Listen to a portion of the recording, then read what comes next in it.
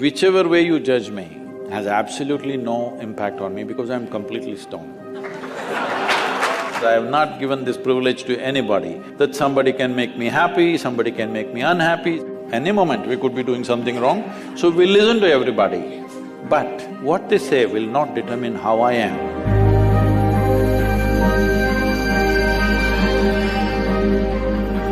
So Sadhguru, sometime back I happened to be in a situation where a friend of mine was drunk.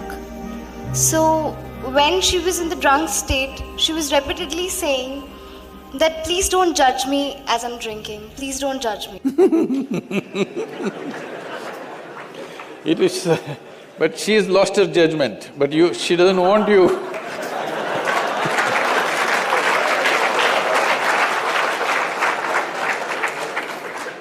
So my question is, whether it is alcohol or not, in life, why are we so apprehensive about being judged by others?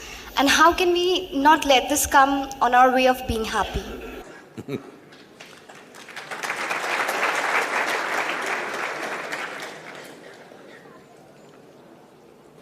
Look at me. See, I'm always stoned.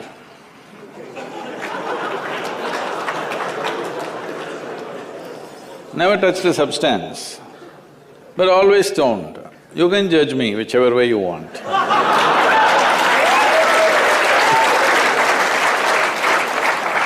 Because one thing is, I'm stoned in such a way that I have not lost my judgment at all. And at the same time, whichever way you judge me has absolutely no impact on me because I'm completely stoned.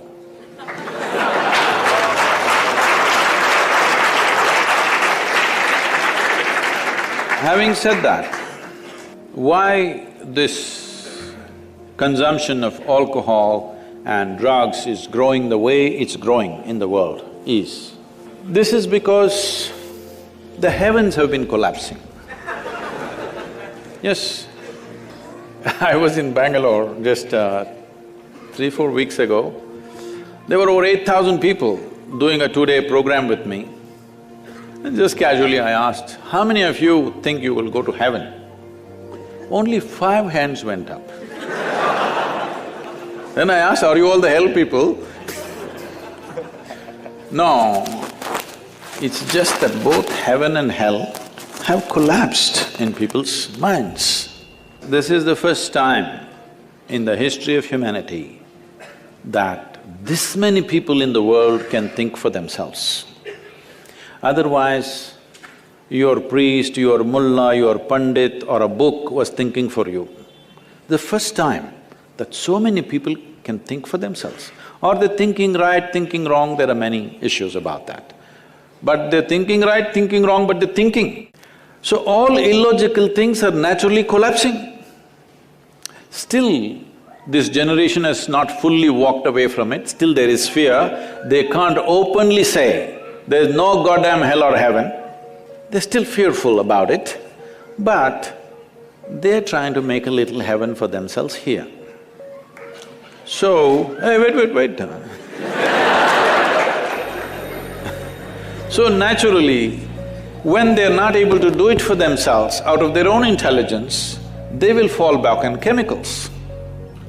Today, just to take very affluent societies, because every society is aspiring to be like that, let's say you take United States, which is the most affluent nation on the planet right now.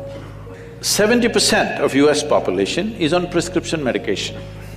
Another 30%, of course, buying it off the back streets.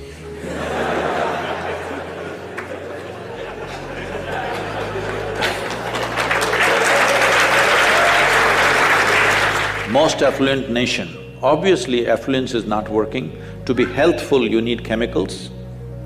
To be joyful, you need chemicals. To be peaceful, you need chemicals. To be ecstatic, of course, that is ecstasy. So, I'm not even looking at it morally. It's never a moral issue for me. If 90% of this population right now is on chemicals, believe me, the next generation that we produce will be a generation which is much less than us. If we produce a next generation less than ourselves, we have committed a crime against humanity, because the next generation must be at least one step ahead of us, otherwise we've lost it. We've lost the entire process of civilization when we produce a next generation which is actually less than us. So, we are heading towards this rapidly. Unless we teach individual human beings how to simply sit here and be blissed out. Stoned enough or no? Just look at me. But am I conscious enough, alert enough, clear enough?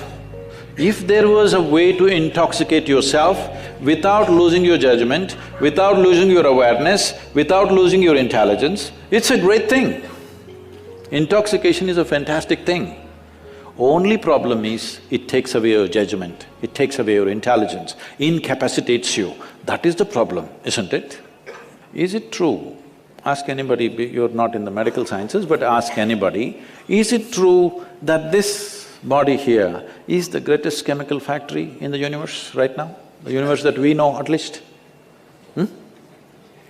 Only problem is you're a lousy manager.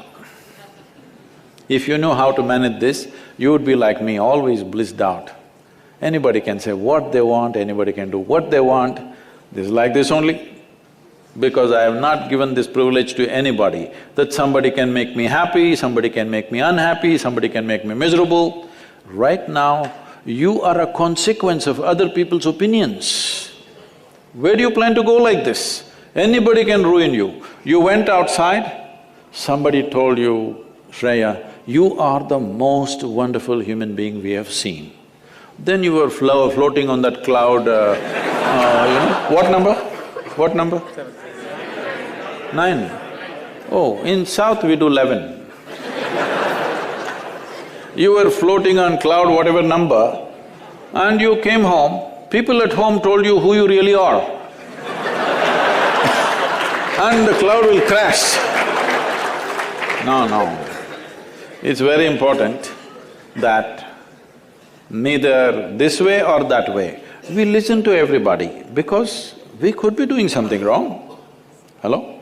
Any moment we could be doing something wrong, so we listen to everybody. But what they say will not determine how I am. Never, ever.